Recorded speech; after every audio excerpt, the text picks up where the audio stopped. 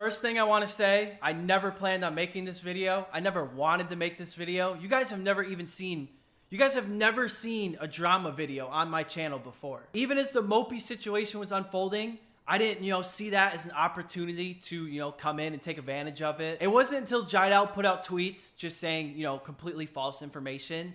And then also Chris has now deleted, all right? That video isn't even up anymore. Chris has now deleted 43-minute video just talking reckless. I will say this video will be pretty politically correct. The reason for that is I have been working with a legal team on this. They're trying to play dirty. They've sent out cease and desist to try and keep people quiet. I'm not worried about that stuff. I have a very strong legal team that's been working with me on this. They've been kind of overseeing everything. That is what they asked of me to, keep this clean. I'm not going to go, take a deep dive into the group chat and, show like gossip and try and take text and manipulate them and try and, twist the story. I'm not going to do any of that. But what I will be doing is clearing my name.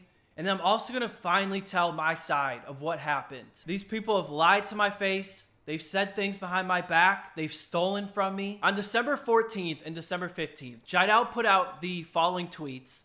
This is something that the group has kind of always put out as a narrative. It's always painted me and Los as like these lazy people that weren't helping the group in any way. I'm going to put out an entire timeline later in the video. That way everything adds up for you guys. But my first response to Jidal's tweets, I moved back to California to be close to you guys and so I could be in the group and so we could do videos together. These people told me that the plan was they're going to get like this huge house in Calabasas and that I would have a spot back in the house. That's my first response to Jidal's tweets. The second thing is I'm going to put up on screen just a fraction of the amount of times I reached out in the group chat asking about recording. Now, all the texts you guys are seeing on screen right now, these are texts that are just from like the final 5 weeks I was in the group. It's not even counting, the entire months before that. And also the texts you guys are seeing, some of them I'm not even recording my own video. I'm just showing up to be in their videos. I know Chris brought it up in his video. There was a time where I was like, yo, I apologize. I've been MIA for like 2 months. That was an exaggeration. I was gone for like 15 days. So I went back home.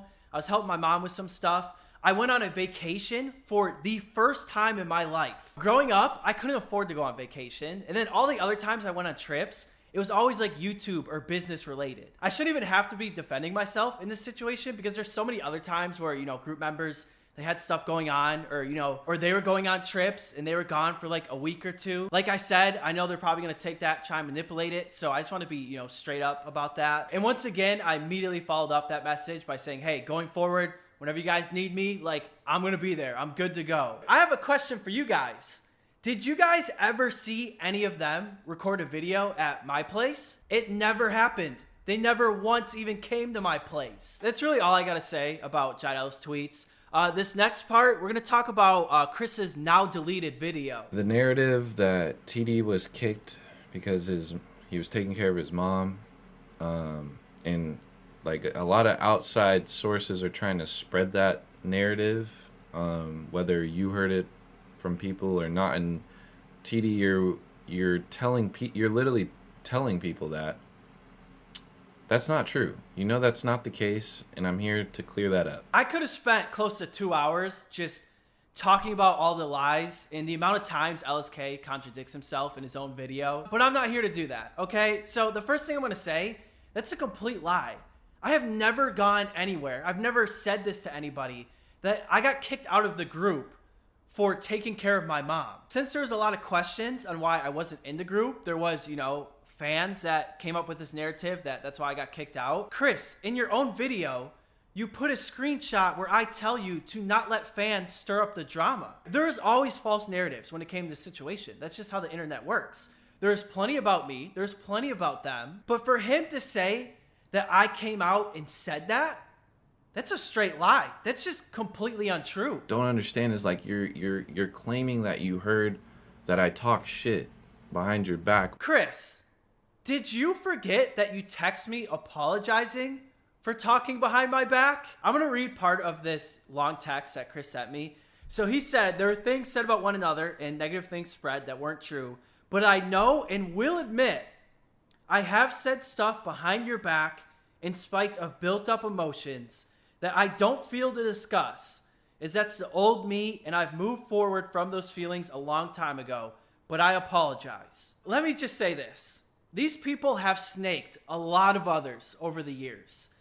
And somebody came to me, another person that they snaked. This was somebody that Zach was extremely close with, and, you know, they had access to his iMessage. Since you snaked this person, once they saw I got kicked out of the group and Los got kicked out of the group, they sent me dozens of screenshots of you and Zach constantly talking behind our back. I could be here all day just reading all these messages that got sent to me, but here's just a few of them. And like I said, these are between Chris and Zach. Zach texts Chris saying, dude, shit's crazy, and I know he be nasty hoes too. Chris responds with, yeah, taking whatever he can, laugh my ass off. Zach then followed it up with, exactly, sheesh. Here's another one. Zach texts Chris saying, did you get a long ass text from Lewis? Chris says, laugh my ass off. Yep, gotta love it. Best apology yet, haha. Keep this in mind that Chris, like several times, has said that, you know, Los never owns up, never sends apologies, you know, never admits for his wrongdoings, never is,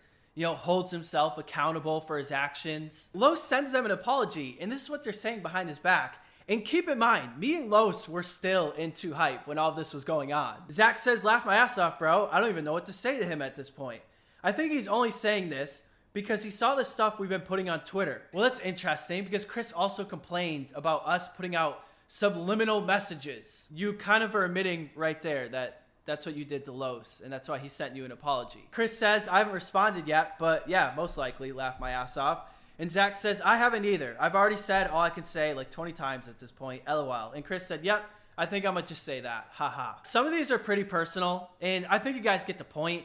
So I'm not gonna go over any more of them, at least in this video right here. But if I need to in the future, I do have more of them. I really don't want it to go there. I have every screenshot, every text from like 2016, 2017. You were talking with the landlord's daughter in the old 2-Hype house, and that caused so much tension, dude. And you never like apologize for that when I'm expressing to you how I feel. Like, dude, like, I don't mess with you, bro, because how you treated me, how you made my girlfriend uncomfortable, how you had me deal with your shit with the landlord, and then I'm like on everybody's ass because this dude's just angry at me and for whatever reason. I'm gonna kill two birds with one stone in this next one. So the things that Chris is saying about I got in bed in my boxers with Bree, and then also I was getting with the landlord's daughter that created all this awkward tension. Just completely not true at all. Here's what's really interesting about this, right?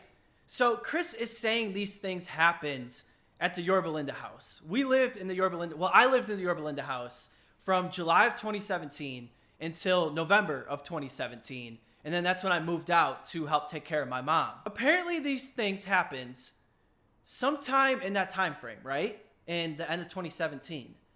I didn't get kicked out of 2-Hype until May of 2019. You're telling me that Chris held this in for like 15, 16 months, and then that's why I got kicked out of the group? That doesn't even add up. The Bree situation, just completely fabricated. Like, when Bree moved into the house, she became one of the boys. And there was a lot of times where, you know, me and Bree would, you know, troll Chris, and we would make jokes. There's text that I could put up on screen that I know the internet would have a field day with.